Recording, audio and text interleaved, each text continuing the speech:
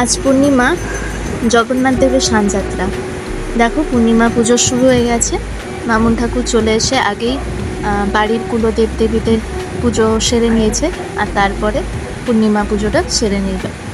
এই যে ছোট্ট গোপাসনা বসেছে, আর এপাশে মহাদেব।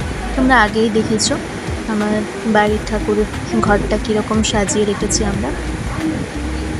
আর যিনি নতুন বন্ধু, এই যে জগন্নাথ দেব, তো উনি স্নান করে এই সবেমাত্র বসেছেন।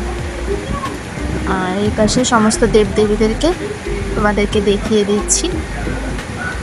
আর আমার পুচকু জগন্নাথ দেবকে, বলরাম সুভদ্রাকে কেমন লাগছে অবশ্যই জানিও।